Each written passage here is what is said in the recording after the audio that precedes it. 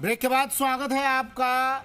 चुनाव आयोग ने तमाम अहम तारीखों का ऐलान कर दिया है और उन तारीखों के ऐलान होने के बाद अब राजनीतिक सरगर्मियां बढ़ गई हैं।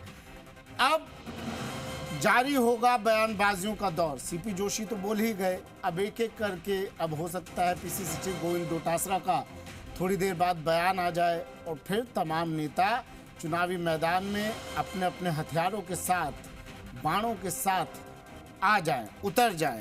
मेरे सहयोगी लगातार हमारे साथ जुड़े हुए हैं, तमाम अपडेट आप तक पहुंचा रहे हैं, हर तारीख से जुड़ी हुई और हर तैयारी से जुड़ी हुई। शशि, आप अपनी बात कंप्लीट कीजिए, फिर मैं एक एक करके तमाम अपने सहयोगियों के पास जाऊंगा। शशि।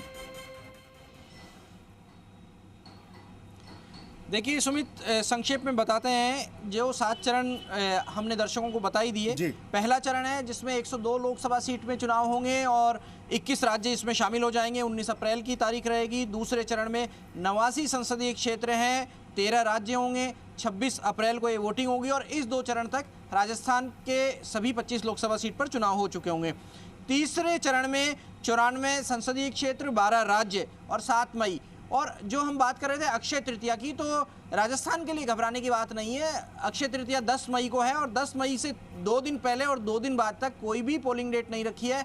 आयोग ने शायद इससे सबक ले लिया है। पिछले दिनों आपने ध्यान दिया होगा, जब राजस्थान के विधानसभा चुनाव की तारीख घोषित हुई थी तो देव उठनी एकादशी, जिसे देव उत्थान एकादशी कहा जाता है, जिसमें सबसे बड़ा सावा होता है और अब उस सावे के चलते ज्यादा शादियां होती हैं, बिल्कुल तारीख बदल दी गई थी। लेकिन इस बार बिहार में जो एक फेज़ है उसमें नॉमिनेशन वापस लेने की तारीख को कुछ बदला गया है, क्योंकि त्यौहार के चलते।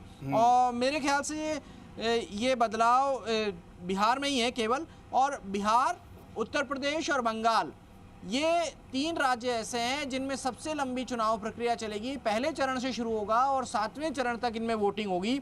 7वें चरण में 57 सीट हैं, 8 राज्य हैं। 1 जून को ये 7वां चरण संपन्न होगा। और छठे चरण की हम बात कर लें तो 57 सीट, 7 राज्य, 25 मई को है। और 5वें चरण की मैं बता देता हूं, 49 सीट, 8 राज्य, 20 मई को। और चौथा जो चरण है वो 96 सीट, 10 राज्य, 13 मई को। तो इस तरीके से निर्वाचन प्रक्रिया को संपन्न कराया जाएगा। लेकिन अभी एक्सरसाइज और ज़्यादा बढ़ेगी।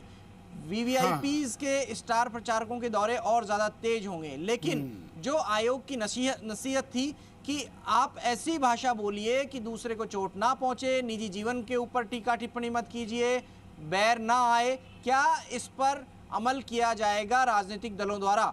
हो सकता है कि मुख्य निर्वाचन आयुक्त के इस बयान को आधार बना करके ही बीजेपी, कांग्रेस, आम आदमी पार्टी और दूसरे दल एक दूसरे पर निशाना साधने में जुट जाएं कि किसकी भाषा का स्तर क्या है।